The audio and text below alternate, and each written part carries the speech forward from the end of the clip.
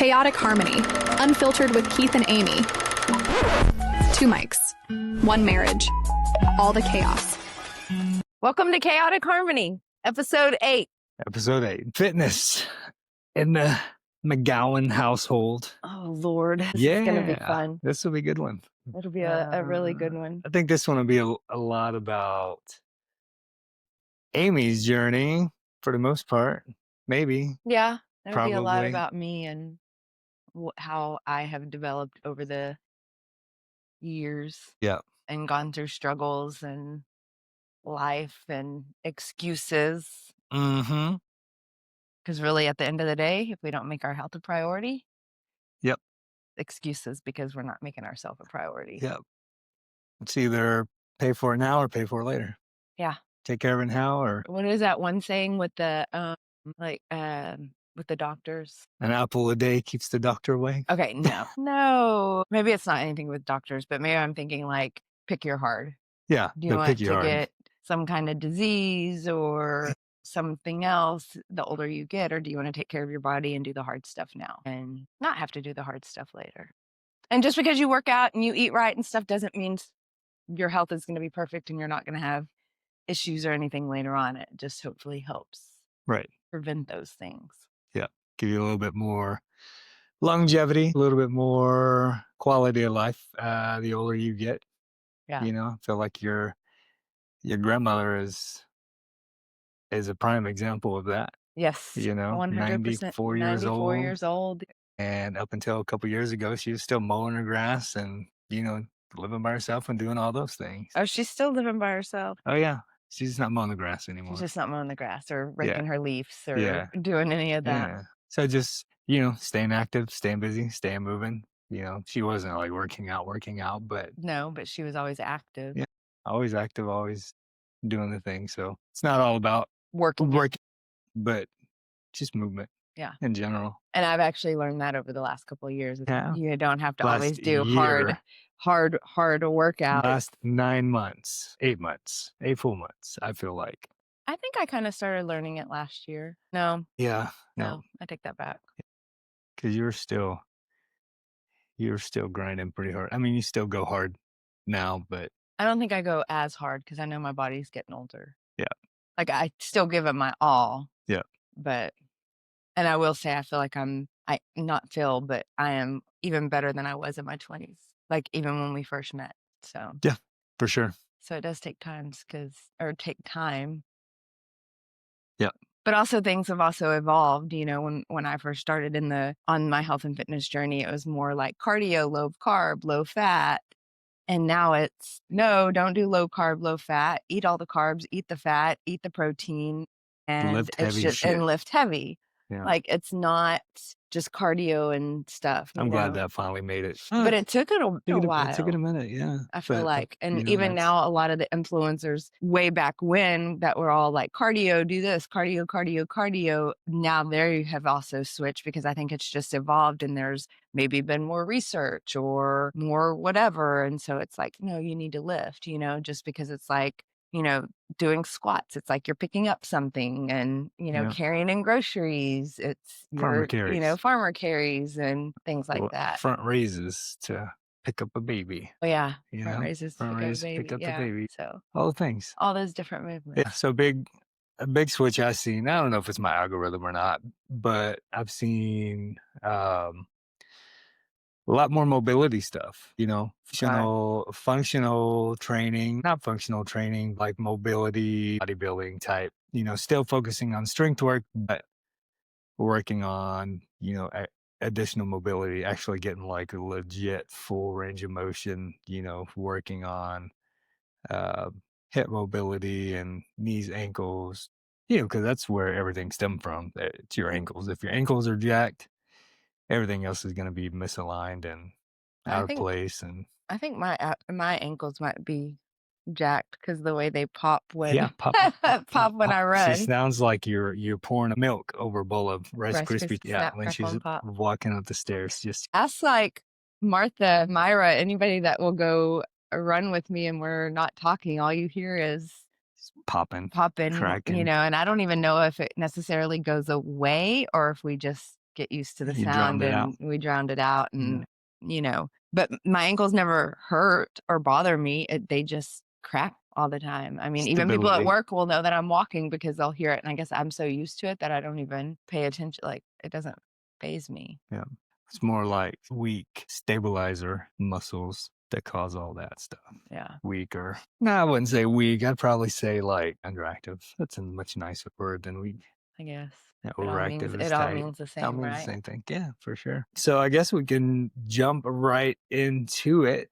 Why don't you tell them how your journey started, where it started, and why it started? Okay. So, gosh, I mean, growing up, I was always in sports. I was playing basketball, softball, fast pitch softball, basketball, volleyball. I was kind of doing a little bit of everything. So I was always kind of pretty athletic, I guess. And then once I graduated high school and I stopped working out and stopped doing all the things, and I was eating whatever I wanted to, I gained some weight. I don't even know, like, when we first met, I know I was bigger, but I can't even tell you like how much I weighed because I never got on the scale or anything. And then of course, like, I got pregnant with Haley, I gained a lot of weight. And then I'll never forget, I was in labor with Joey in 2007, and my sister Lori had just started Weight Watchers. I think she'd only been on it for like 2 or 3 weeks maybe. And I remember her being in the room, like, well, because I had gotten induced, so it wasn't like I was in labor, so like everybody was able to come in and out. And I remember her being in there, and I was laying in the hospital bed, and she had brought her lunch because she had started Weight Watchers. And I think she had already lost some weight, going to the meetings every week. And I remember her sitting there and she's like, Amy, you need to do this with me. And I'm like, I am in labor right now. I am not thinking about weight loss. Like, no, thank you. I still wanted to eat my Oreos and drink my Coke and have my spicy nacho Doritos. I was not ready to give up stuff. And so I had Joey, and then, she kept going on, on it. I had my 6-week appointment. I got released. And then one day she was like, by this time she had already lost some weight, and she's like, just come to a meeting with me just so you can see how it is. And I'm like, I don't know if I'm ready to give all this stuff up. And I just wasn't like, but then I kept seeing her lose weight, and I was like, oh my gosh, I can't be the only fat sister. So my motivation is I didn't want both my sisters to be and then me be the fat one and me be the oddball, which, hey, everybody's motivation and reason why is always different. Like, and that was mine. Like, okay, let me get my butt in gear. So in April of 2007, I went to a Weight Watchers meeting with my sister, and that kind of started my journey. I went in there, I think I was 215, my first initial weigh-in. So I was 215 pounds. I remember we went to Chili's after that weigh-in, and I had their chicken tenders or whatever they're called, and their French fries and a Coke. And I was like, okay, this is my last like happy meal, so to speak, before I really started it. So the next day I started it, I had to give up my sodas. I started drinking Diet Dr. Pepper, started drinking Diet Coke. And then I stopped drinking Diet Dr. Pepper, went to Diet Coke because I just felt like that was better.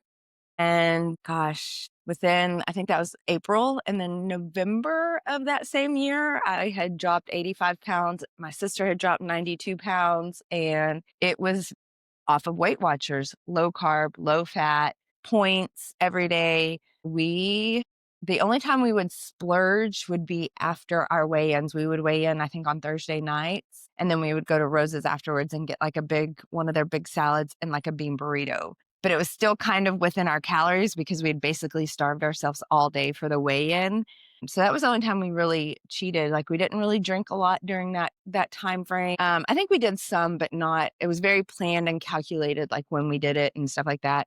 Our workouts consisted of a lot of cardio, walking, running, some weights, some more like HIIT type classes, nothing crazy. And when I say weights, it was like 10 pounds. It wasn't Cardio with weights. yeah, it was cardio with weights. Yeah, high intensity cardio with lightweight stuff.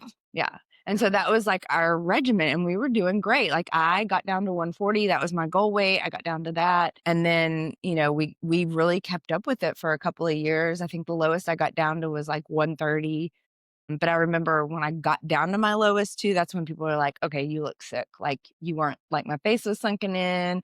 I didn't look good. And I didn't look good. I just looked too skinny, but it was because I had, now looking back, Had no muscle. I had no muscle. Yeah. But at the time, I didn't realize that. Right. So we stayed going to Weight Watchers, I think, for a couple more years after that. Nothing crazy. We still kept up our workouts, and then a couple of years went by. I think I kept my weight off for a good 7-8 years, I would say, by working out and stuff. And then, once the kids started getting busy with sports and Joey started doing travel ball and, playing sports all the time every weekend. And then he started middle school sports, and then Haley started tennis, and I was the chauffeur driving them everywhere, working a full-time job out in Coppell. It became a lot. So I put myself on the back burner. I still worked out. I didn't really eat a whole lot. I didn't really log and, track my food and do Weight Watchers stuff, because it was just easier to grab whatever the kids were doing or whatever you were doing or, whatever. And then it was like I was so exhausted from being a mom, being a wife, and being a chauffeur and doing all this stuff. I put myself on the back burner. I was like, whatever, I'll be fine. So, of course, over that time span, it slowly crept back on over the years. I would say probably from 2015 to 2018. And then around 2016, he decided to become a personal trainer, got his personal trainer certificate, and kind of started doing odds and ends out, on the side. Thought he wanted to do Camp Gladiator. And we did do Camp Gladiator for like 2015 to 2016, just for like a year, maybe 2017. Not very long, but it was still like I was working, but I was almost, at that point, I felt like I was just going through the motions, not necessarily really focusing on anything, but just like doing it because I know I should do it, not because I really wanted to do it. And then at the end of 2018, he actually became a Camp Gladiator trainer, quit his full-time job. And I got to the point where I was like, oh my gosh, my husband's a personal trainer now. He can't have a fat wife. And again, he never made me feel that way. He loved me for who I was, not for what I look like and how much I weighed. It was just one of my things, like my insecurities. And so he started that in 2018. I went to a few CGs in December of 2019. And then Camp Gladiator has a thing called CG Fit, where you go weigh in on the in-body, I can't even remember, 2 months. You just have to do so many check-ins. I think about, 2 months. Yeah. You had to do so many check-ins and do all this. So in January of 2019, I was like, okay, I'm going to do it. Like, I got to get back on this train. I got to do it right. All of that. I walked in, I weighed in, I saw the weight. It was 181 point something. And I just immediately broke down. Like, how did I let myself get to this point? What did I do? I can't believe I did this, blah, blah, blah. I was nowhere near where I was, but I was definitely on my way. And it was a very eye-opener. I remember you were like, oh, go talk to so-and-so. And I was like, I'm not talking to anybody. I want to get out of here. Like, I was on the verge of tears of like, I'm so embarrassed. I'm embarrassed for my husband. I'm embarrassed for me. My gosh. And that was kind of like my pivotal point, my turning moment of like, I'm going to do this and I'm not going to go back. I am not going to allow myself to gain weight back. Like, I'm going to figure this out and I'm going to do it. And thankfully, like, Keith had been doing nutrition too. So he got me my, how many calories I should be doing, my macros, my proteins, my carbs, my fats. And so that started me off. And in the 2 months, I can't even remember, I did really well though on the CG Fit. And then by July of that year, my goal was to be 150 before we went on the cruise that year. And I think I got to like 148 in 6 months. So I was super excited. I felt good. Like, I was back in my rhythm. I had found a rhythm. And it was one of those moments where I was like, I know I have a lot going on, but this is my priority. And I've got to figure out what sacrifices can I make to keep this going. And I had to sacrifice sleep. So because I was still working full time, this was before COVID. Like, my only choice was to wake up at 5 a.m. and go work out. Like, I didn't have any other options because I was being a chauffeur at night and, being a mom and working during the day. And so I started going to CG 5 days a week at 5 a.m., getting up at 4:15 every morning. And, this was just who I was. I wasn't going to sacrifice anything else. Like my sleep was my sacrifices. I got rid of all my excuses. And then in 2020, I was still doing CG and stuff, but then COVID hit. And we were doing a lot of CG because that's when you had to go virtual. So you were teaching classes in the morning and teaching classes in the evening. And I was your demo girl. And so I was working out all the time. I was going on walks and, just to get out of the house and all that fun stuff. And then that was also the year of my 40th birthday. After my 40th birthday, or even when we were getting closer to my 40th birthday, I was like, there's something more. I need to challenge myself more than just doing Camp Gladiator. That's when we started going to the gym and lifting weights together. So that's when I started lifting weights. So I started doing Camp Gladiator and lifting weights and learning how to do all that stuff again. And then 2021 came, and I think in 2020, before all of that, you had started hearing about 75 hard. And so it intrigued me, but I was still kind of like, oh, I'm not ready to do all that. I'm not ready Super to, intimidating. yeah, very intimidating. And then one day I was like, you know what? I need to see if I can do this. I need to see if I can be pushed out of my comfort zone. So I'm going to give it a try. But I also remember going to Keith and being like, it's time for my mommy makeover. Like, we know we're not going to have any more kids. I want to be in the best shape of my life before I have this mommy makeover. It's been something that I've wanted ever since I lost my weight the first time. My skin on my stomach was not, the elasticity was not very good. So I had so much extra skin. I did not care about the stretch marks. I still have stretch marks. My stretch marks don't bother me. My cellulite doesn't bother me. It's the extra skin. Like, I even have it on my legs now and it bothers me. That's just my insecurity, is the extra skin. Like, but all the extra skin means is that you have so much room to like shove muscle inside there without having to worry about any more stretch marks coming in. It's like, I know that now, but at the time, yeah, I didn't know that. So I started doing 75 hard, and I think that year I did 75 hard back to back. And it really changed because I was trying to do a mixture of everything. But I also remember the first time I did 75 hard, both my workouts were tough workouts. Like, I never gave myself a break or, whatever. So the second time around, I did do more stretching and walking and all of that. And I just told myself one workout needed to be a tough workout or a hard workout. And so that completely, in 2021, that completely changed me. That was also the year I made it to CG games for the first time. CG finals. Solo. Solo. I mean, I didn't originally make it, but other people didn't. So I got the buy-in, I guess. You got like the invite. You weren't top 50, but yeah, I was not top like 50, but I think I was 55 or 56. So like 6 people didn't join. So I got to go in. So that was a really cool and intimidating experience, because I never thought I would be the one being able to do that and people there cheering me on. It was just a cool experience. My kids came and watched, and it was just it was a cool thing to experience. And I think in September of that year is when we started talking about my mommy makeover and going to doctor's visits. Then we got that scheduled in January of 2022. I got my mommy makeover. I got some implants and a tummy tuck. And, that experience was mentally tough.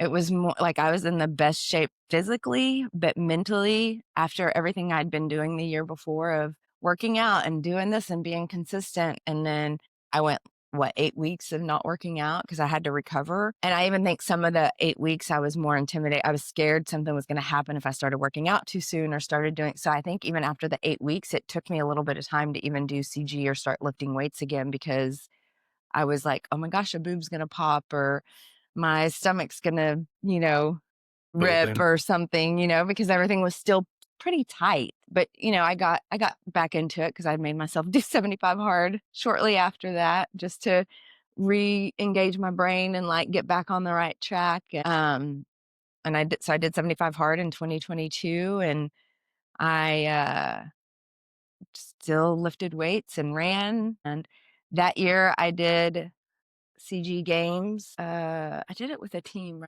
Right? We didn't make it or anything. You didn't make it to supers. But I kind of expected that. No, I don't know.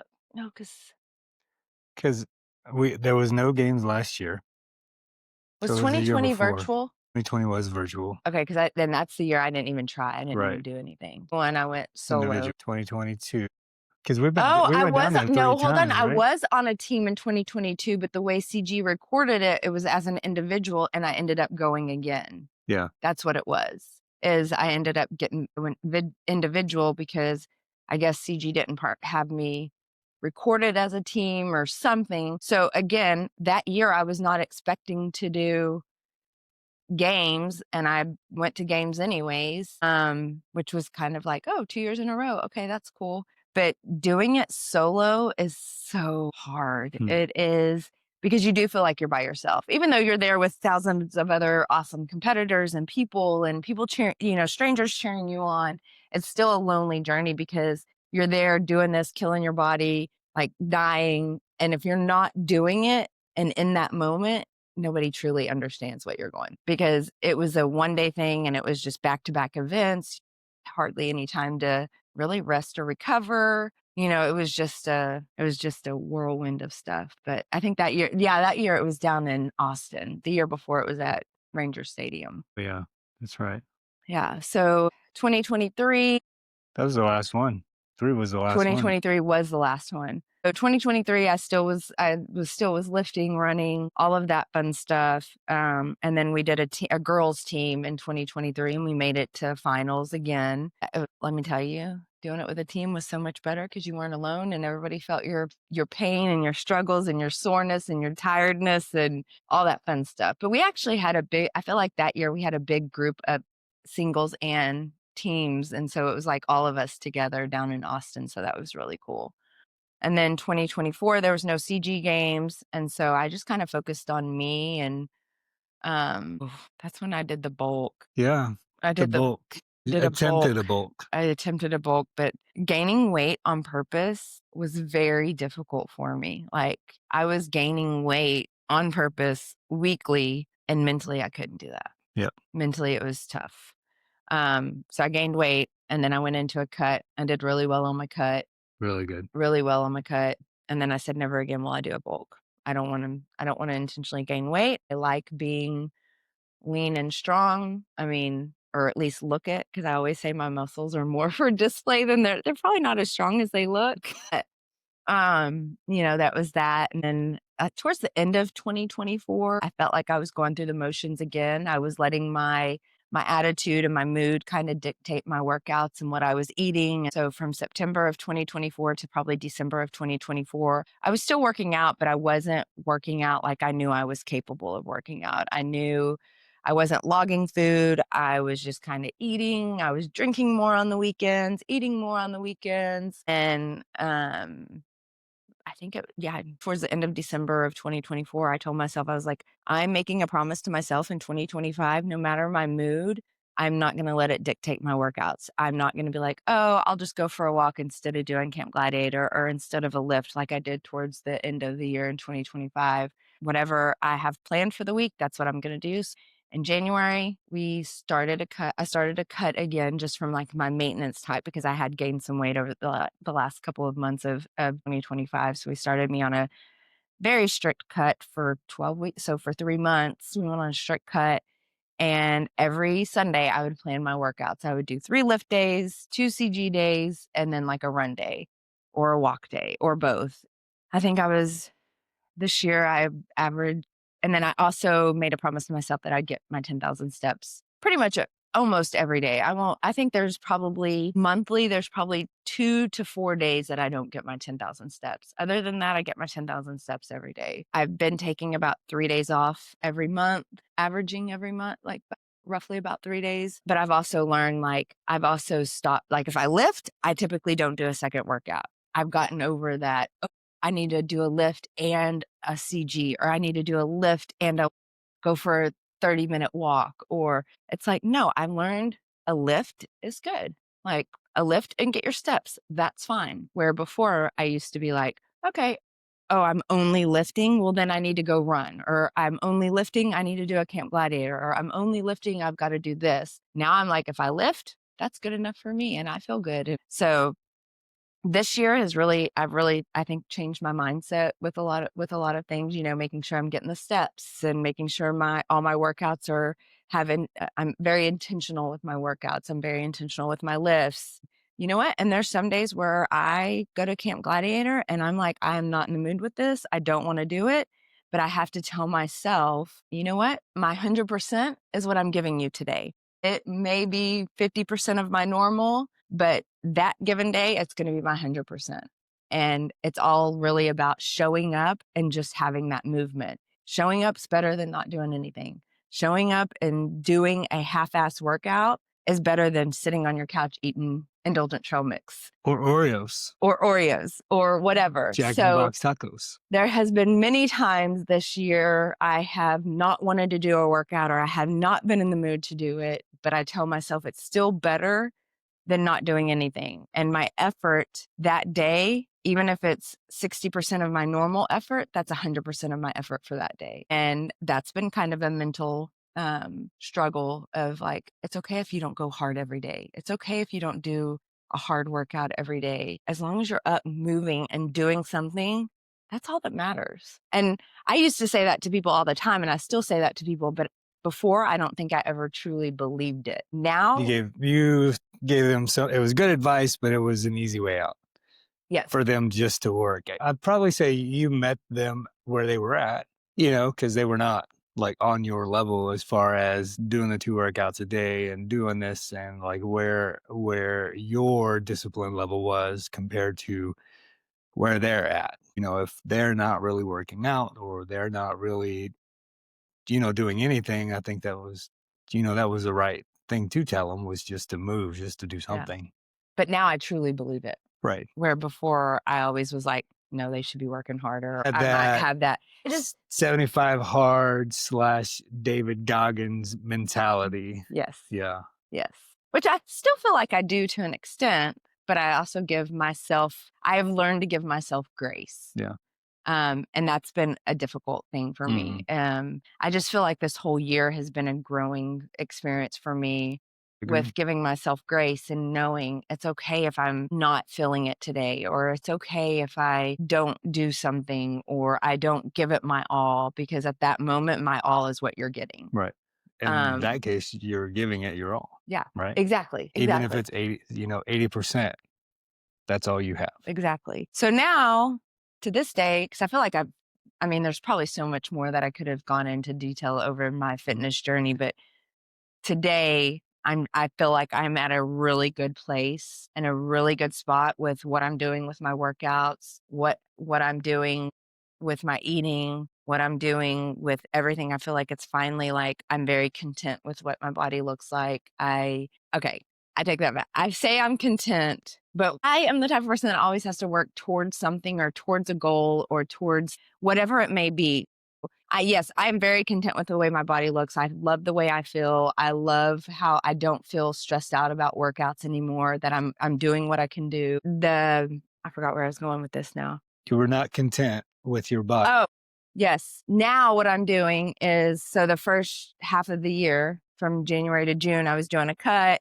I was trying to just get lean and, then over that cut and getting very lean, I saw there was a lot of extra skin on my legs and around my butt. And I was like, this is horrible. I don't want extra skin. So from now, what I'm doing is I'm trying to focus on my hamstrings, my quads, my glutes to grow them so my muscles can grow into my extra skin, what Keith said a little earlier. So, and I'll say since January, I've been working on my legs, but from June to now, I'm actually doing 2 leg days and 1 full body, where it used to be all 3 full bodies. Now I'm doing 2 leg days and a full body day. And even just from June to now, I can tell a huge difference. So now I'm only like, if I just keep going, I can only imagine. Keep going with the bulk. Okay, let's not use that word bulk. That's what it is, though. It's a bulk. But you're like, it's a lean bulk, but you're bulking. I know, but I really haven't intentionally gaining weight. Well, you did, or did you not start? Did you not bump your calories? No, I did. I did this week. Today, yeah. Yeah, yesterday I bumped up my calories. So now I'm a lean bulk. Okay, so now as of yesterday,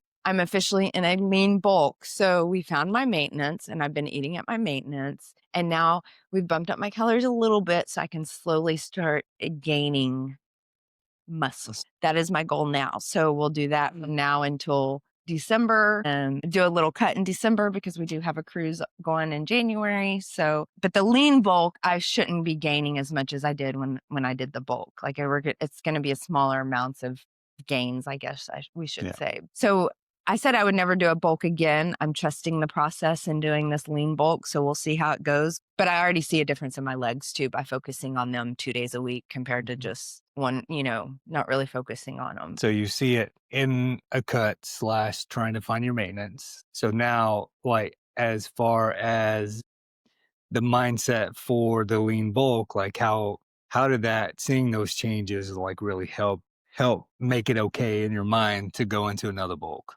Oh, I never said it was okay. I just know I need to do this too. Okay, so you're still struggling with it, is what you're telling me? Yeah. Okay. Yeah. And it's not even eating the more food because I love food. Like I can throw down some food. Mm-hmm. It's the idea of gaining weight weekly. That's what is. But I also know, and this is one of the things where I just have to keep telling myself and talking to myself is like, it's all going to be worth it. Like at the end of the day, I want, bigger, stronger, more lean toned legs. This is what I have to do. And everything else that when I tell you, oh, I have a goal or this is what I want, everything else has worked. So I have to trust it this time too. So Trust the process. Trust the process. So out of all your entire journey from Weight Watchers and the cardio to CG and strength training, trying a bulk, hating the bulk, going to a cut, coming back, like, is there anything that you know now that you wish you would have known in the beginning? Oh yeah, I think lifting weights. I think the strength training and what I have now, the balance between running, strength training, Camp Gladiator, and just movement in general, and not really focus just on one certain thing, I think that would have helped tremendously. Because back then it was like cardio, light weights, and this, but if it would have been like, hey, just move, just get up and walk, or just get up and do this, or just being more active in general. It doesn't even matter what you're doing. I think that would have probably helped my whole mindset over the years. Yeah. Just knowing that, hey, if you did a little bit of this, and, even for a while, I stopped running. Like I really wasn't running a whole lot. I just recently this year started really kind of focusing on running again. Well, that was after you ran your full marathon and you're like, hey, you want to talk about that? That full marathon. Yeah. Never again. Never again. What was that? 2020? That was just a few years ago. 2023? Yeah.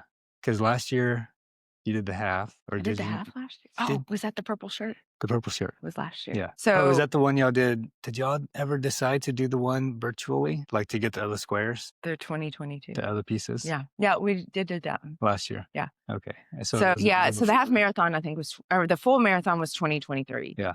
We decided to do that, or I decided to really do that because I just wanted to check it off my bucket list. I've done a 5K, I've done a 10K, I've done several half marathons. So I was like, oh, why not just run a marathon? Yeah, we did all the training, stuck to it weekly. But I also, during that training, it was so much. And I think that's when I wasn't able to find a good balance between CG and lifting and things like that. I was pretty much just very running. Intensive. Yeah, it was very run intensive. And I started to lose my passion for running.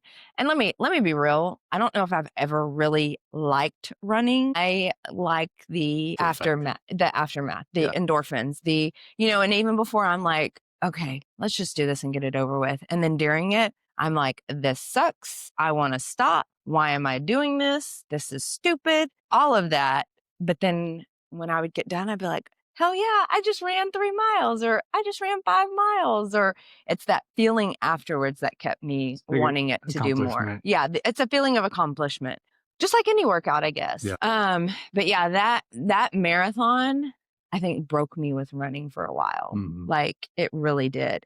And now this year I'm running because I want to, and not because I'm training for something, or not because I have to do it. I am doing it because I want to do it, because it does bring me good feelings and things like that. So, and I think the thing with running is I always have in my mind, like my expectations are high because I know what I did when I was 28, 29, 30, and I had a pretty good running pace. So like in my mind, I'm like, that's how fast I should be running. In reality, I'm almost 45. I'm not the same that I was back then when I was running all the time. So I don't know if I'll ever get back to that point. I mean, I'm pretty close to it right now. I feel like you can. And the stronger you get your legs and the more mobility work that you do, I think it's going to be really beneficial for you. Yeah. Especially if you keep up your runs, once a week, twice a week, whatever and it is. Even now, I'm not that far from what I was when I was 30 and just being more consistent with it.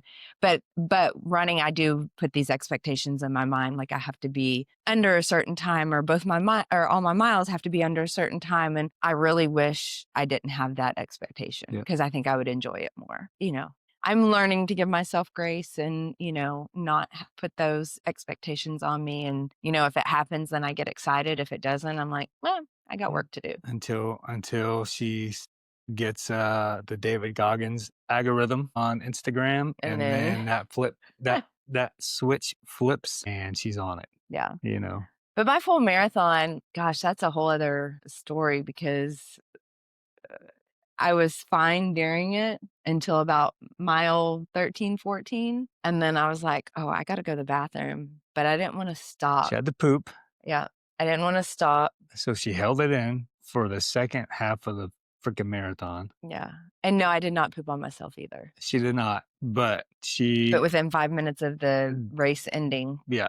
I was looking forward to tacos after the race was over, because I was so tired chasing them around, cheering them on, doing water swaps and being a good little support crew. Y'all all work. And then I told her she probably should have went to the bathroom when I caught up with her. I think on mile 16, you told me, go to the bathroom. You need to go. Like you're gonna wreck yourself if you don't go. And she didn't go. She didn't want to stop. She didn't want to take the time. And then, so after the race was done, we went to go get food. We walked inside, didn't even get the order because the smell of the food made her nauseous. She just came home and laid in bed for the rest of the day and a lot into the next day. I think I just kept going to the bathroom too. Yeah. Like it was the worst experience. My whole body felt fine. Like my legs were fine. You trained great for it. Yeah, I trained the right way. I just did not stop to go to the bathroom, and that jacked me up. Trained to hold your poop. But you know what? You probably should have just waited and just waited until you had the poop and then just start running if that's what you were gonna do. Whatever. But I will say I learned from it the next year when we did the half marathon at mile 3. I had to go poop and I stopped and pooped. Oh, that's good. I learned a lesson. You learned that lesson. Yeah. That was a hard ass lesson to learn. It really was. I was miserable, but I honestly don't think that's the reason why I don't want to do it. I don't want to do it because the training was so intensified and it was so much and it was hard to balance and do the other things that I wanted to do. And it really took my love for running, and that made me sad because I really used to enjoy and love running. And now I finally I'm getting back to that place. Like I hate it, but love it. So how many miles, like if you were to put a limit on like a race, like what's the longest race that you would probably do? Probably do a half marathon again. 13 miles. But it would be a walk run. Like it would. No, I'm talking like a full, just like a legit run, like into. Okay, that's it. Yeah. Not even a 10K. I don't even think I'd do a 10K. No. I don't think 6 miles too far. If it's a run walk, I'll do a 10K. Yeah. What about a 5 miler? No. 3 miles, that's it. 3 miles, that's it. That's all you get. Yeah, that's all you get. Running straight. Yeah. That's just. I mean, that's good. I mean, I feel like that's a good balance. You don't have to train 3 days a week on runs for 60 to 120 minutes at a time. Yeah. And if you're booking, you can get 3 miles in 30 minutes easy. Yeah. That's with a little warm up at the beginning. Yeah. Or actually. Yeah. So I think I would just do. Right at this moment, it would be a 5K. Mm-hmm. No more than 3 miles of running. That's your happy spot. That's just my happy place. I get that. And I feel like when I do 3 miles, I'm pushed. I feel like it's a good workout and I don't feel like I need to really do anything else. So why go further? Now, if it's a walk run, I'll go further. But if I'm running straight, Nope. I'm good with 3 miles. Done. I don't need like what. And I guess my question would be like, really, what more do you get for going 3 miles, like more than 3 miles? Endurance, muscular endurance, a little bit of fat loss. Meh. Yeah. Who needs fat loss when you're bulking? No, you can't. You can't lose fat and bulk at the same time. It don't work like that. I know. If you do that, you're I in know. maintenance. Okay. Okay. But I'm just saying, like, Yeah. is there really that big of a difference if you go from 3 miles to 6 miles? Not for the everyday person who's going to be working out. I don't think. Like, If even if they you're enjoy it, they enjoy it. well, If yeah, if that's you do their it to enjoy priority, it, that's a different thing. yeah, if that's their priority, I think 3 miles, 6 miles, whatever it is that they enjoy to do, then go for it. Like yours is not running. Your priority is filling up those legs with all the muscle. Yeah. And just getting big and getting nice, define the leg muscles, filling out all that loose skin you said you have. Yeah. I think you're doing a pretty good job even now. Yeah. Coming from that maintenance, you're doing good. What else? So you just competed in a Deca Strong. Yes. With your friends, your fit friends, Yeah. the BBCs. You're not supposed to say BBC. Oh, I can't say that? Mm-mm. Oh, okay. I thought you said earlier that y'all were. No? Okay. I mean, we're still the BB. Just not We the just C. don't know if it's the C because of you and Michael. E. Gang. Hey, whatever. Gang. BG, that's fine with me. BB. Yeah. So I did Deca Strong, which I did Deca stuff in 2020. What? 2020. Yeah. I did Deca Fit, Deca Mile, Deca Strong in 2021. And now I'm doing it again with a different set of friends.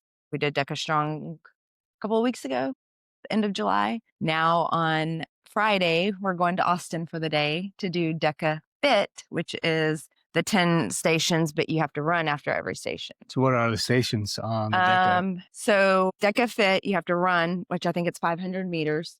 You run the 500 meters, you go into zone 1, which that's since we're doing it as a team, it's 60 ram reverse lunges. And then two people have to run again. And then you go into zone 2, which is going to be 1,000-meter rower. Then you run again. And then you go into zone 3, which is going to be step ups, box jumps, whatever you want to call them. That's 40 of them. And the way we, as our team, has it split up is 2 people will be running, and then 2 people are doing the stations. We did see something where, like, because I think how it's set up is it's really going to be like you have to run 2 laps, where you could, like, 2 people run 1 lap and then the other 2 people run the second lap, but we're actually just going to have the same 2 people run both laps and then go into a station. And I think we have it divided up pretty well on if you're running, you won't necessarily have to go into another station. I think a few will, but not anything too crazy. And if you're waiting, then you'll go into a station and then you'll do the next run. But zone 4 is the sit-ups. Zone 5, I think, is the ski erg. Zone 6 is 100-meter farmer carries. So I think it'd be 200 for us. Zone 7, did I say, is the air bike, I believe. Or is it the wall? No, I think zone 8's the wall. Right before the tank. Huh? Right before the tank. Mm-hmm. Yeah. Yeah. So 7 is the air bike. Zone 8 is the wall ball, the over the shoulder balls. But while in Deca Fit, it's over the wall with a 40-pound ball. And then zone 9 is the tank push pull. Well, it'd be 200 meters because it's a team. And then zone 10 is burpee rams, chest around burpee rams. It's 10 zones, 10 runs. Deca Fit with a team. This will be my first time doing it with a team, where all 4 have to run the first lap and the last lap. And then you can divide the stations up however you see fit. And then in the teams, all of the stuff is doubled. So like the rower would typically be 500, it's 1,000. The bike, the air bike is typically 25. You have to burn 25 calories. It's 50 calories. So on the zones, we do have where we're tag teaming it between 2 people. And then we have 2 people running at the same time, So I think it'll be good. I think it'll be fun. I'm excited. It'll be a good little girls trip, driving down there, driving back. We're going to take Myra to work, so she'll make sure she gets off on time. So that'll be fun and interesting. And they get to try my protein coffee. I'm making protein coffee for them. Best part of their day. I just hope they like it as much as I do, because I always brag about it. And then they're going to taste it and be like, what is Amy talking about? And then I'm going to get such a hard time, and I'm never going to live it down. And they're always going to be like, remember that one time you made my protein coffee and it wasn't that coffee good? was trash.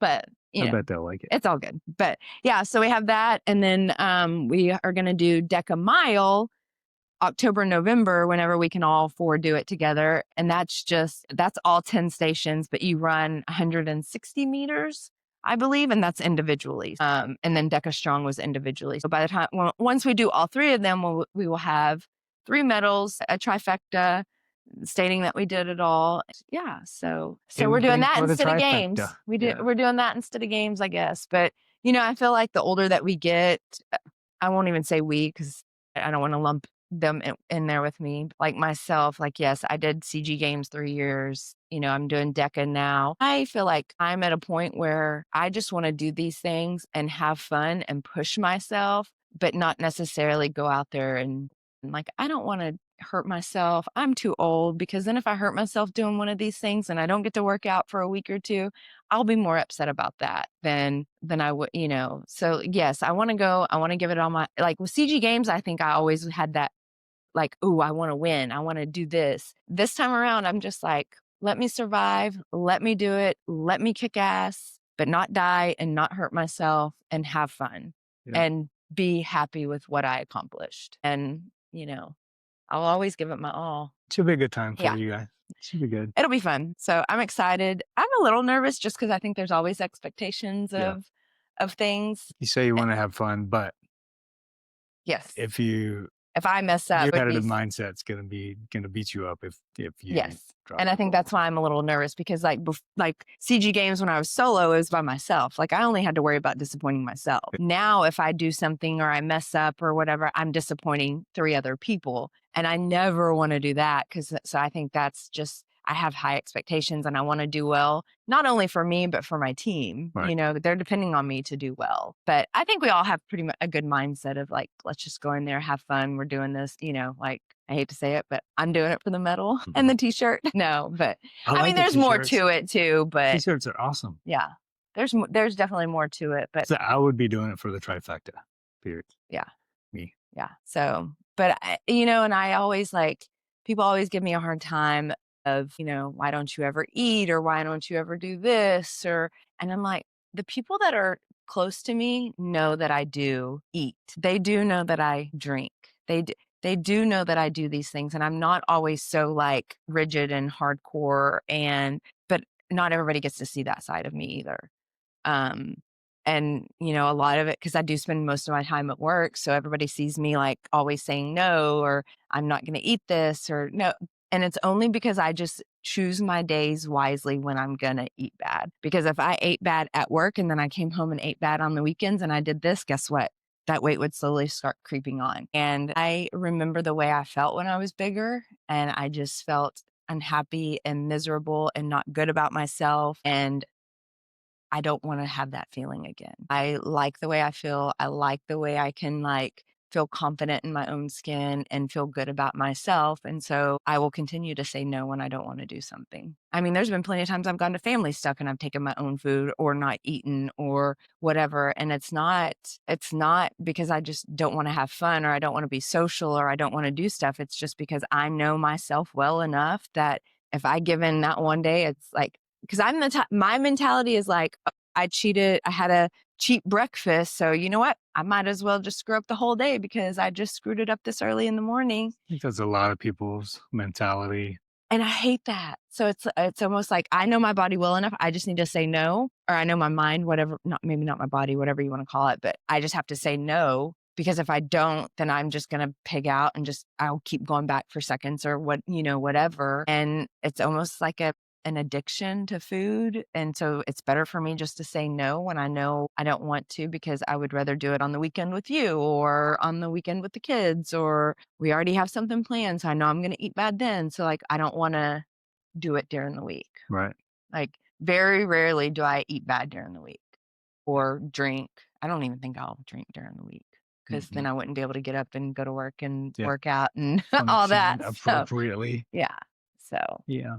but I mean, over the years, it has, yeah, like it has changed and evolved, and I've changed and evolved. And, I have my personal training certificate, but I don't want to, I'm too selfish right now because I still want to focus on me. And I've seen too many personal trainers focus on other people and not themselves. And then they lose themselves in the process of helping other people. And as much as I would love to help other people, and like I will give people advice all day long if they came and talk to me and ask me questions. But for me to like give up my workout or give up my routine, it's not going to happen. Like I'm selfish when it comes to that, and I'm not going to do it. And I think a lot of people would also probably get mad at me because they'd be like, I can't do this. I don't want to do it. I don't have time. And I just want to be like, shut your mouth. Been there, done that. It's excuses. You're not making yourself a priority. I mean, because that's really what it comes down to. Like I did it for years. So I feel like I can say that because I made excuses for years. I didn't make myself a priority. I didn't sacrifice something else to go to the gym. Now I'll say no, or I'll be like, oh, let me get my workout in 1st. Or, you know what? I have to get up earlier if I want to go do something because I need to get my workout in. Am I boring you? Yeah. I'm just kidding. That's so rude. I thought you were going to say no. And you said, yeah. And now I don't even know how to react to that. Just a little sleepy. But I wish more people would realize how much better you would feel if you would just get up and move. Yeah. And watch what you eat and eat healthy. And it's not even if you're eating 2,100 calories, guess what, guys? You can still eat little bad things here and there as long as you log it, because at the end of the day, it just matters your calories, your proteins, your fats, your carbs. So like today, I logged one of those frozen chicken patties and cooked in the air fryer. But guess what? It's in my macros and stuff. So it was kind of a cheat, but I logged it. So I felt okay about it. IFYM, if it fits your macros diet. Yes. Yeah. Now, when I do cuts, though, I feel like I am pretty strict. I feel like there's a time and place for everything, as far as the nutrition aspect goes. Like on your strict cuts, when we were, really trying to lean you out, like, there was absolutely no cheat meals. It was 100% whole foods, clean foods all the time. No process. No process, nothing. If it came in a wrapper, she didn't eat it.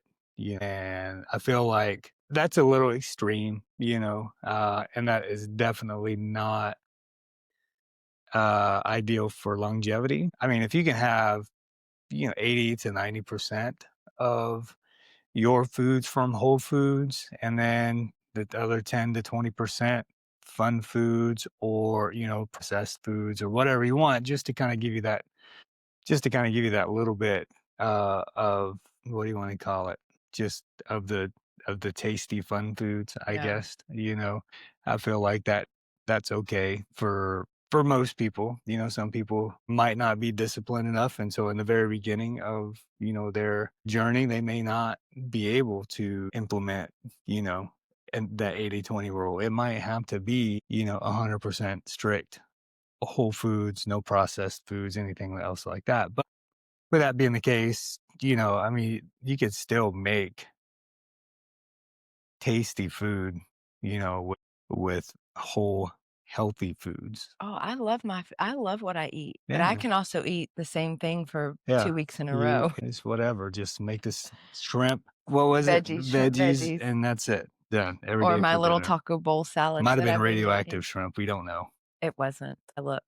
She checked, and then she didn't check the next batch though. So, if she turns into like shrimp woman, I guess that would be what it would be, right? It'll be something. Yeah. Yeah. So what do you think, as a personal trainer, what do you think are the biggest struggles for people? Excuses are the biggest ones. Finances, probably. That's a good one. It's hard times out here right now, with the economy and everything. It's kind of rough for everybody. So I think that's a big one. A lot of places, or a lot of people tend to think that you can't eat healthy on a budget, costs a lot more, blah, blah, blah. But if you look at, you know, what we're purchasing. Like if you actually compared that, the food that you're buying from the grocery store and then try to buy some other food that more healthier options, like I don't think the price is that much more. But as far as, getting help, trying to find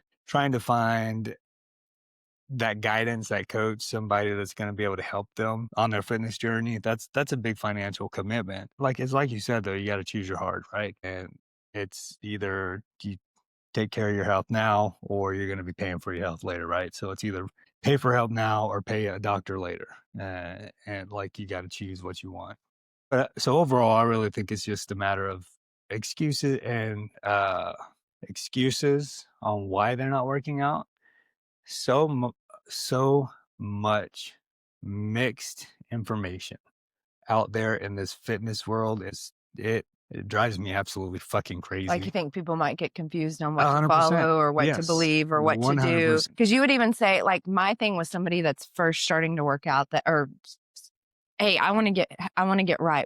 What's the first thing I need to do? The first thing that I would tell them to do, just start walking. Yep. Just get in that movement. And then, because at the end of the day, like, oh my gosh, I'm scared to work out. I'm scared to exercise. I'm scared to do this. But everybody's been there at one point in time, right? Like that do work out. But at the same time, like if you don't know where to start working out. Or start walking, just walking, just getting that movement, even if it's walking and then stretching, or, even if you're like, okay, most people say 10,000 steps, but it's like, okay, well, I've only been getting 3,000 steps. You know what? Go to 5,000. And then in a couple of weeks, bump it up to 7,000. Like, don't think, oh, you're only getting 3,000. You've got to go straight to 10,000. No, like start out with what makes you like, because whatever you're going to do is going to be more than what you've been doing. And that's where you need to start. And then, of course, I would say focus on calories and proteins to make sure you're not eating too much. And I think even with what you're saying, there's so many different things going around, like the GLP-1 and the Atkins and the keto and all of that, like what are people supposed to follow and do? Yes, I'm very lucky and very blessed that I have you to be like, babe, and I've been doing it for so long. Like sometimes I'll just come to you and we just talk, or like, this is what I'm thinking, what do you think, type thing. But like a lot of people aren't as lucky as I am. And yes, I have a personal trainer that lives in with me. That's also my husband, but a lot of people don't get that. So like if it is a financial reason, which we know that is, because even now it's like if you were not a personal trainer and I wanted a personal trainer, we wouldn't be able to afford one, And so what advice would you give to somebody that is like, I want to start doing all this, but financially I can't? Starting out, like she said, just move, just walk a mile a day, build up on that, get that going. See what you're eating all day long. Replace some, pieces of bread or a dinner roll or, some kind of like a mashed potatoes or something like that with a piece of fruit, or, so let's just say instead of your chicken and green beans and whatever, mac and cheese over here, replace the mac and cheese with an apple, just small little changes like that. That's going to help drop your daily calorie intake, right? Because let's face it, if you're overweight, you're probably overeating, right? But everything is a case by case scenario, right? I've got a shirt that says it depends. So because everything in fitness and working out and health and all of this, it just depends on that certain individual. You know what I'm saying? Like for you, whenever you first started, you went through exactly what everybody else goes through who go on a low calorie diet with no strength training. Right? So you go on this low calorie diet, your metabolism adapts to eating that many calories, right? You're doing all this cardio work. You're not really building any muscle. You're just burning it all away. So when you're not eating enough calories, your body is losing fat, yes, but you are burning a lot of muscle too, because muscle uses more energy just to maintain on your body than anything else does. So whenever you are in an extreme deficit or a deficit in general, and you're not sending those muscle building signals to your body, you're not hanging on to that muscle like you should. Half of your weight loss is going to be muscle. Half of your weight loss is going to be fat. Right around there. It's not science, but close enough. Easy math, easy numbers. So what happens, you start out at 200 pounds, you go to this deficit, you get down to 150 pounds. Great. 25 of that pounds is muscle. 25 of that pounds is fat, right? So now your body fat goes from whatever, if it was at 50% and you lose 25, you're at that's 75 pounds off of 150. You're still at 50% body fat, even though you're lighter. See what I'm saying? Yeah. So you need more muscle to get rid of that fat. yeah. And what happens when you build muscle, your metabolism increases, your basal metabolic rate increases. So you can do less activity and still lose weight because you have more muscle, right? I feel like that's been me this year.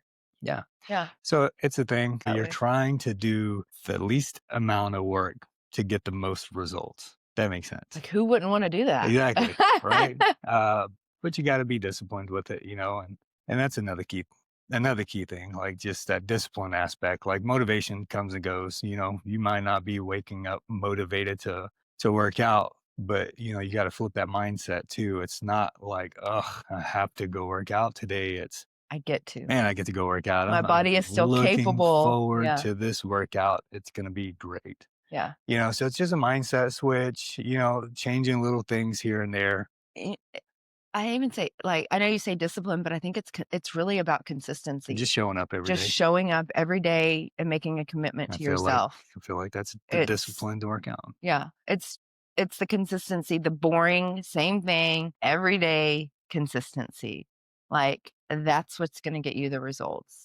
You see all these influencers on social media, even myself, I'm not saying I'm an influencer by any means, but I'm just saying I show up every day, even on the days that I don't want to, even on the hard days. And it's a mental battle some days, but I also know what it feels like to be unhappy and to be where you don't want to be and to not be proud of who you are. And that's what keeps me going too, is I want to be proud of me. I want to be I want to feel good in my own skin. When I was 215 pounds, even when I was without 180, I was not proud of myself. I was not truly happy because I wasn't confident in myself. And now that I've lost all that weight and I'm being super happy with the muscles that I'm building and stuff, there is a different confidence to me than before. And I do think that once people see that and they start seeing the weight loss and they start seeing how they're feeling about themselves, that's also what helps keep them going. But there's a lot of people who are like, okay, I've been doing it for 2 weeks. I haven't seen any results. I'm going to stop. No, 2 weeks is nothing. Yeah. You got to give yourself some time, give yourself some grace. It is absolutely going to take time. Guess what? You didn't gain all that weight overnight. You're not going to lose it overnight. It took you months to gain it. I mean, it might not have felt like months, but it's going to take you months to get back where you want. I will 100% say on the days that you don't want to do it and that you don't feel like doing it and you're in a shitty mood or something happened or somebody made you mad, those are the days that you need to do it. Those are the days that when you show up for yourself and you still do a workout, you're going to feel 10 times better than you did before that workout. And you're going to be so glad you did. I mean, there's times where I'll be in a mood at Camp Gladiator and I won't want to do it, but I'll go in there, I'll be quiet, I will do my thing, and I'll be like, damn, I'm glad I did that. Or I might go for a rage run. Just depends. Yeah. Rage run, CG, quiet time. Yeah. You choose. Yeah. But yeah, just showing up consistently. Even when you don't want to. Every day. Days you don't want to, I promise you, those are the days you need it the most. For sure. What else you got? I don't know. I feel like there's a lot. If people were asking me questions, I feel like I could go on and on. If people were like, well, how'd you do this? Or what'd you do that?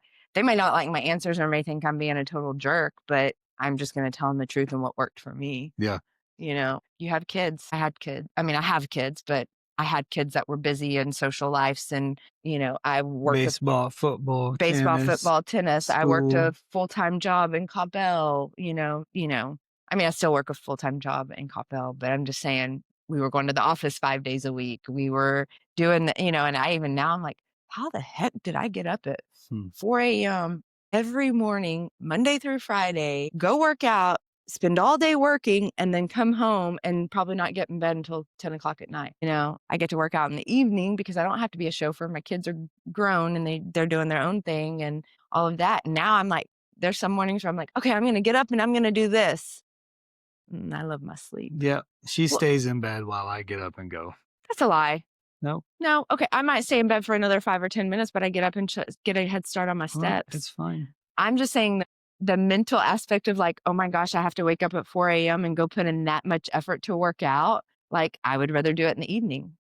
But also some people are like, well, after I've worked all day, I don't want to go work out in the evening. And that's why I work out in the morning. So I think you just have to find what works for you. Cause before it used to be AM workouts. Yeah. Now I think there's been a couple of times where I've been like, okay, I'm going to get up and go for a run, or I'm going to get up and do this. And then I'm like, nope, I'll figure it out, or I'll do it at night and just suck it up and go to bed later or whatever. Because now I do try to focus on my sleep a little bit more than I used to. But I am going to have to start getting up on Friday mornings and lifting.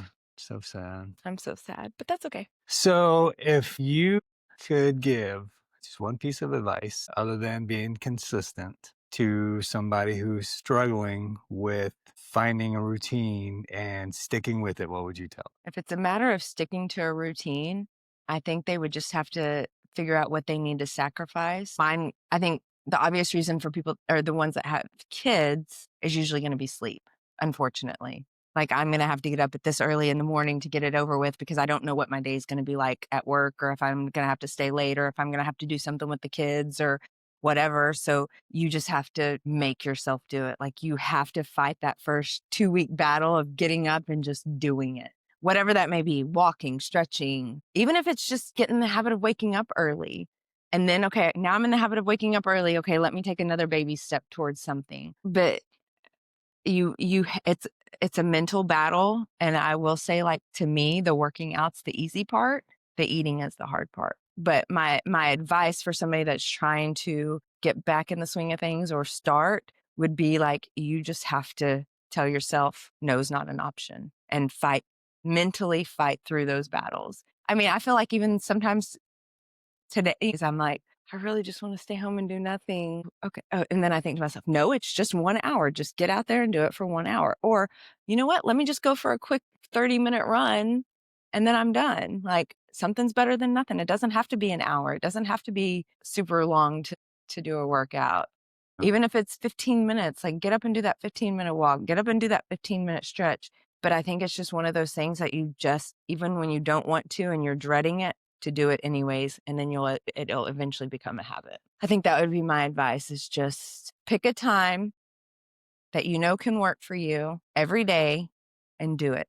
And then maybe the first week you just do it for 10 minutes. And then the second week you do it for 15 minutes. And then, and then you'll confidence and self-accountability and showing up for yourself. Another piece of advice that I'd probably get is find somebody that is just starting out, or somebody that has like a gym bro. Yeah, like a group fitness class, or a friend, or a gym bro, or whatever, but that's somebody that will help hold you accountable and make you do it when you don't want to do it. Yeah. Because a lot of times, like at CG, it's like, all right, who's going? Okay, I guess I'll go. Not a lot of times, but back in the day, that's what it was. Now I'm just like, well, I got to go because I got to do it for me. But I think somebody starting out, if they had an accountability buddy that was in it with them, and y'all could complain to each other or talk about how much it sucks or how hard it is or whatever, then do that. Find yourself that is like-minded and ready to start a journey. Yep. I think that's good advice. It's good advice. What would your advice be as a personal trainer? Just fucking do something. Just do something. Start small, build your way up, hire me because I'm fucking great at what I do. He really is. Yeah. So if you can afford it, hire me because I will change your life, for the better. As long as they listen to you. That's another thing, is you can't think, oh, I'm going to hire a personal trainer and everything's going to be easy and magic will happen and I will be skinny or lose weight in a month. Like, he will guide you. He will tell you what you need to do. He will tell you your macros, your foods, your proteins, all of that. But it's really on you. It is 100% what you do every day how you move and what you put in your mouth. Like, he's not going to be there to slap the food out of your hand. He's not going to be there to actually log your It's an food for you. upcharge. He's not going to be there to log your food for I'll you. go grocery shopping for you, though. That would be an upcharge. Upcharge. You don't even do our grocery shopping. Are you kidding me? I click on Walmart all day. Like, Whatever. add that to the cart. Whatever. Add that to the cart. So yes, like, he will absolutely give you the advice. He will be there for you.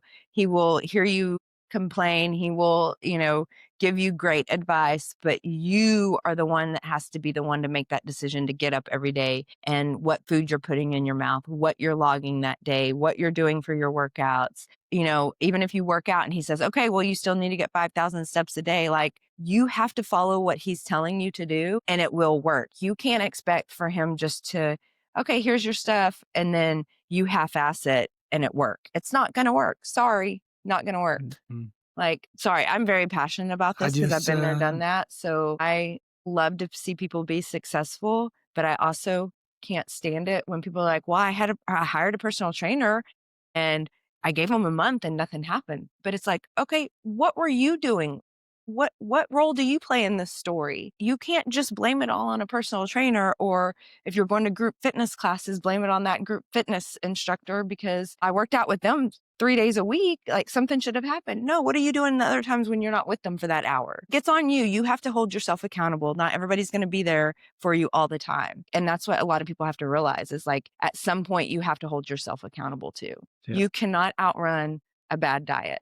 Been there, done that. Tried it, failed, not going to do it again. So, but yeah. So, and I would say too, if finance is a thing, there's so many videos on YouTube, whether it be stretching, lifting. Go find you a 10-minute quick video to start out with and do that. Strength video or whatever, and build on that. But also, I will say too, if it is a priority and money is your reason why you can't get a personal trainer, and I'm not trying to sell you on Keith, but I'm just saying, like, a personal trainer for accountability, whether it's Keith or whoever you decide or what you want. If it's financial, I'm sure there's some places that you can cut costs. Stop going to Starbucks, stop going to eat out every weekend.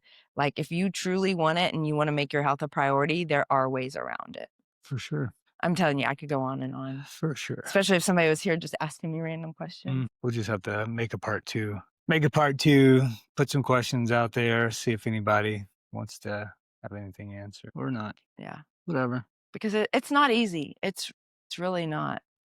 And I've even thought, like, how cool would it be to sort of start a support group for people that are like where I am, or people starting out or mid-range or whatever, because guess what? Like, at the end of the day, even though I've been on this journey for a while, I still have my struggles too. I still have times that I don't want to go do something, or like I'm tired and I'm not performing like I know I can or should. And it's a mental battle. You have to talk yourself into things or out of things, or, like, ooh, is this really aligned with my goals? I probably shouldn't do it, all of that. But just having a support group of, like, people that just kind of, okay, this is what happened to me today, or even a big accomplishment, like, oh my gosh, I did this today, big or small, because it's really all about just people being there for each other and supporting them wherever they are on their journey, whether it's somebody that's just starting out, doesn't know where to start, or somebody that's been on it for a long time, because at the end of the day, it's fun and it's so cool to see people be successful at something they thought they couldn't do.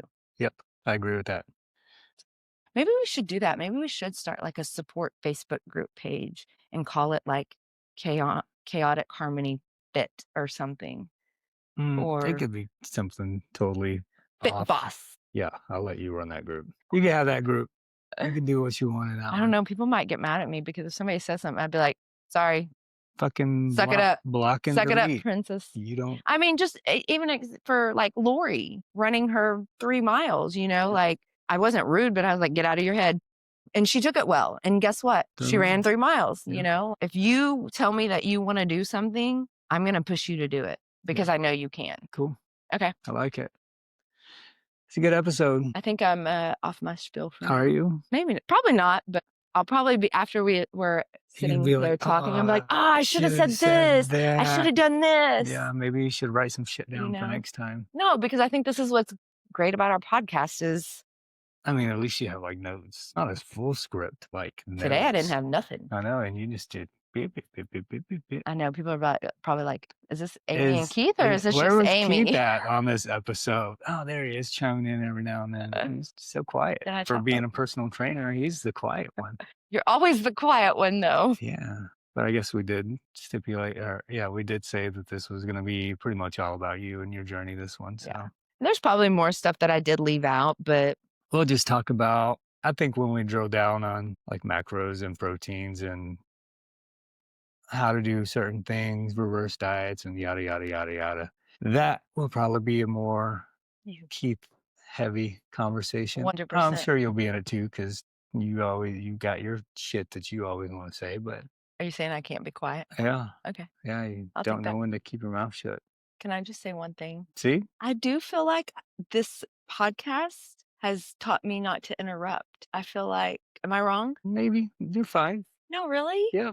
No. I interrupt a lot? Oh, not a lot. Because I feel like I've been trying to be really Yeah, aware. you've done okay. Oh, I thought you were going to tell me I did good. You've done a great job. Too late. You're doing Too late, because now you see how I'm reacting. And so now you're trying to, but honest, I really thought I was doing a really good job over the last 8 episodes. And the whole? Yeah. Yes. Today, not so much. You know why? Because it's a hot topic for you. I should have just introduced you and said, see y'all next week. Here's Amy for the day. Let her talk. There were a couple of times that I did interrupt you today. There were. I apologize. It's fine. I'm aware though, Oh, good but I'm job. saying that before the previous 7 episodes, I feel like I have done a really good job. Yeah. You've done a really good job on today. But you talk about fitness, you just have the floor. Because I'm passionate about it. Yeah. I've been there, done that. I get it. Like, I understand what people are going through. I get it. That's a good story. Good story. If you didn't know, now you know. Yeah. That's her journey. She's been through all the things, and she's, got that mindset of just do the hard things, and your body will thank you later. Maybe not while you're doing it, but when you get those muscles being built and everything else, your body will, and you'll see the results, and that's what it's all about. Once you see the results, it becomes an addiction. Yeah. Yes, that's 100% a true statement. You just got to stay moving, stay consistent, stay working until you can see the results. Once you see them, it's game over. Anyways, that's all I got. That's all I got. Is it? For now. For now, until we go and take notes. But like, man, we need to talk about this next time. Yeah, exactly. For sure. Exactly. Okay. Well, cool. Well, then we're going to wrap it up. Hope you guys enjoyed this episode all about Amy and her fitness journey. Until next time. We hope you have a wonderful, awesome week with a lot of harmony and a little chaos. Bye. See ya.